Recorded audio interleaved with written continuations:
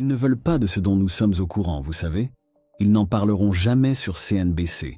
Notre système scolaire ne nous dira jamais qu'il fait sa part du groupe. Fausse monnaie, faux avenir.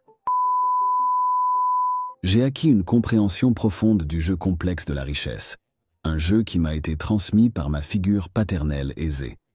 Naturellement, en tant que banquier, vous êtes bien conscient des décisions stratégiques prises à la fois par l'élite financière et par les riches. Cependant, ce jeu s'écarte considérablement des enseignements trouvés dans les systèmes éducatifs du monde entier, où le sujet de l'argent est manifestement absent. Pour le dire clairement, l'école traditionnelle néglige d'éduquer les individus sur les principes de la finance, une omission délibérée plutôt que d'un simple oubli. La plupart des gens n'apprennent jamais les moyens d'exploiter le travail des classes inférieures et moyennes, un fait dont je suis parfaitement conscient. Si vous lisiez les pages éclairantes de « Père riche, Père pauvre », publiées en 1997, vous découvririez ce que les riches enseignent à leur progéniture sur la nature insaisissable de l'argent. Une connaissance qui échappe à ceux qui appartiennent à la classe moyenne pauvre. Les conséquences de cette disparité en matière d'éducation sont vraiment déchirantes. Je me trouve personnellement désillusionné par cette réalité. Il est tout aussi décourageant de constater que nos estimés établissements d'enseignement supérieur ont succombé au même niveau de corruption qui sévit dans les sphères bancaires et politiques. Nous faisons confiance à ces institutions pour guider nos enfants vers un avenir prospère. Pourtant, ils ne parviennent pas à leur fournir même les connaissances les plus rudimentaires que nous, en tant qu'enfants, pourrions demander à nos figures paternelles. Je me souviens avec émotion des questions que j'ai moi-même posées à mon père au cours de mes années de formation, remettant en question les mondes insaisissables de la finance. Hélas, une telle sagesse n'a jamais été transmise et ne le sera jamais. Malheureusement, cela reste une vérité durable à laquelle nous devons faire face. Alors, qu'est-ce que l'éducation financière exactement? Ce n'est pas seulement une question de trouver un emploi, de travailler dur, d'économiser de l'argent et de faire des investissements judicieux. Lorsqu'il s'agit de l'industrie financière, il est question de dettes et de taxes.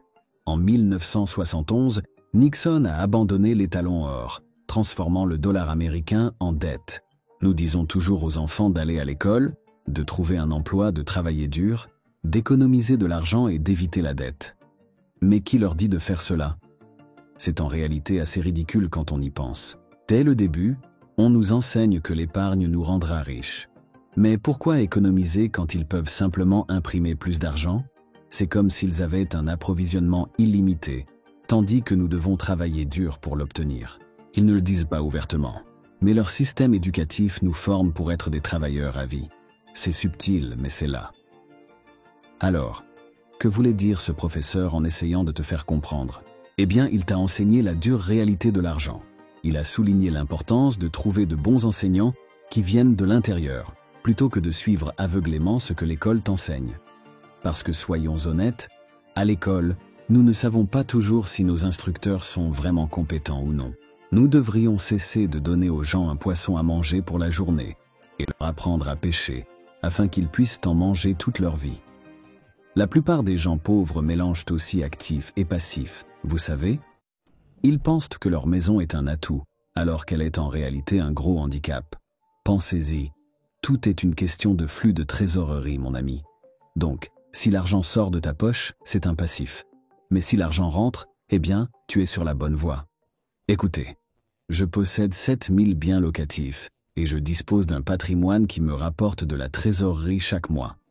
Pendant ce temps, il y a des gens qui possèdent des maisons de luxe, mais l'argent coule à flot plus vite qu'on ne peut dire qu'ils sont en faillite. Tout est une question d'état d'esprit, mon ami. L'autre chose que les pauvres ne comprennent pas, c'est la dépense numéro 1 pour la plupart des gens, les impôts. Et pourtant, nous ne le voyons même pas. Il est étrange de constater que, en regardant notre chèque de paie, nous ne réalisons pas l'ampleur de l'impact du gouvernement sur nos finances et nous ne faisons rien pour y remédier. C'est là que réside la principale différence entre les riches et les pauvres. Les riches ne travaillent pas, car l'impôt représente leur principale dépense. Il existe 3 types de revenus gagnés. Le revenu gagné provenant d'un emploi, tel que celui d'un médecin ou d'un programmeur.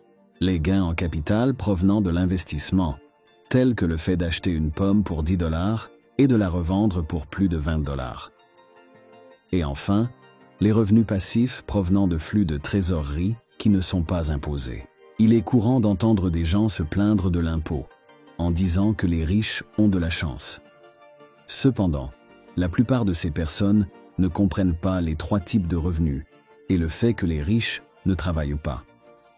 Quoi qu'il en soit, ils possèdent des actifs. C'est pourquoi la personne moyenne, souvent mal desservie et économiquement défavorisée, fait le sacrifice d'envoyer son enfant à l'école.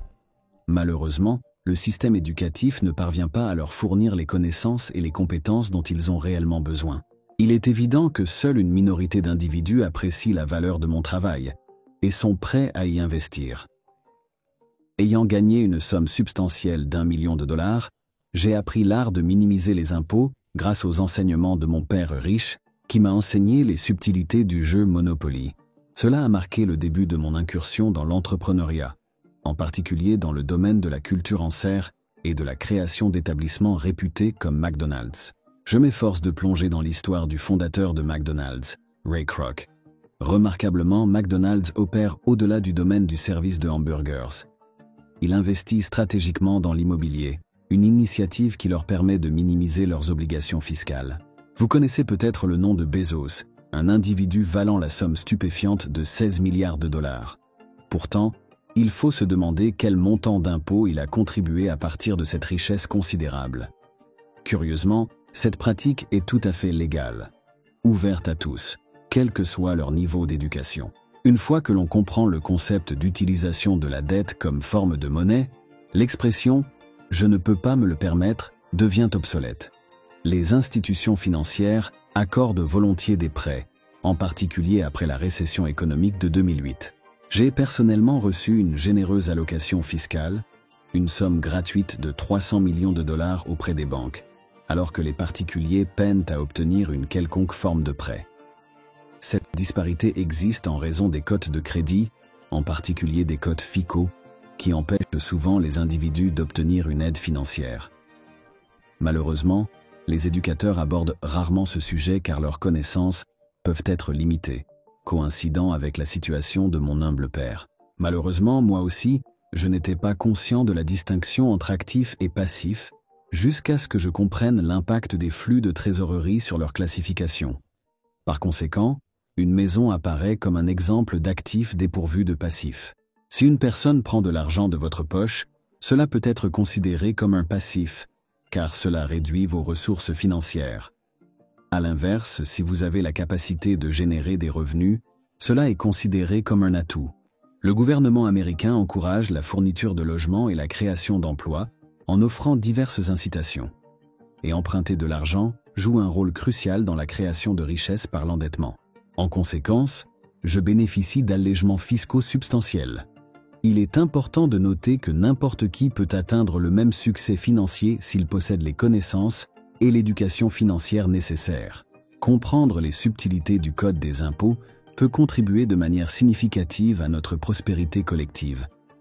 Il convient toutefois de se demander si la pauvreté peut être héritée de facteurs génétiques. Bien que cela ne soit pas directement lié, la mentalité et l'attitude à l'égard de la richesse peuvent être transmises d'une génération à l'autre. Par exemple, en tant qu'enseignant, je comprends que certains engagements financiers peuvent sembler inaccessibles. Il est toutefois crucial d'éviter d'adopter une attitude défaitiste et de perpétuer les limites que l'on s'impose. Mon père riche, qui m'a conseillé en matière financière, n'a jamais exprimé de telles convictions auto-limitantes. Par conséquent, lorsque j'entends des individus utiliser des expressions telles que « je ne peux pas me le permettre », il devient évident qu'ils limitent inconsciemment leurs possibilités. En fin de compte, il s'agit de se mettre au défi et de se demander si nous avons la capacité d'atteindre certains objectifs, comme poursuivre des études collégiales ou atteindre la stabilité financière.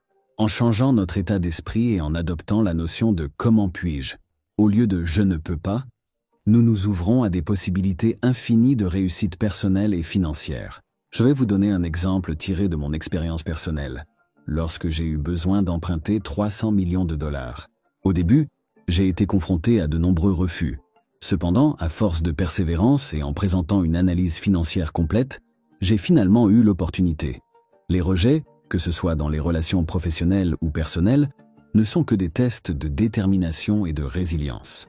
Ils servent de signaux spirituels, exhortant les individus à prouver leurs capacités. Ma propre femme m'a rejeté pendant 6 mois, mais j'y ai vu une opportunité de grandir et de montrer mon engagement. Il est crucial de comprendre que le pouvoir de nos paroles est immense, car elles ont la capacité de se manifester dans la réalité. J'ai lu un jour une déclaration selon laquelle les mots ont la capacité de se transformer en résultats tangibles, et je crois fermement en cette notion. Chaque erreur, chaque triomphe et chaque leçon apprise constituent un élément de base inestimable pour améliorer l'intelligence d'une personne. Au cours de mon parcours dans le domaine de l'immobilier, ce n'est pas l'argent qui m'a rendu riche, mais plutôt les connaissances et les expériences que j'ai acquises. Il n'est pas nécessairement nécessaire d'avoir une grosse somme d'argent pour créer de la richesse. Je crois fermement que chaque individu atteint un point bas dans sa vie et c'est au cours de cette phase qu'il reçoit un message qui peut transformer son existence et initier un nouveau départ. Cependant, ne pas interpréter ce message ne fera que conduire à un déclin continu. Personnellement, je suis devenu plus riche, non pas grâce à l'acquisition d'argent, mais grâce à la capacité de l'utiliser efficacement pour générer de la richesse. Et comment y suis-je parvenu? En commettant de nombreuses erreurs et en les considérant comme de précieuses leçons. De nombreuses personnes ont peur de commettre des erreurs et sont terrifiées par l'échec. Il est regrettable que d'innombrables personnes se retrouvent piégées dans le même schéma, coincées dans leur zone de confort. Cependant, je crois qu'il est essentiel d'aborder la vie avec une attitude amicale et positive. Comprendre que les erreurs sont inévitables et font partie du cheminement vers la croissance personnelle et la réussite.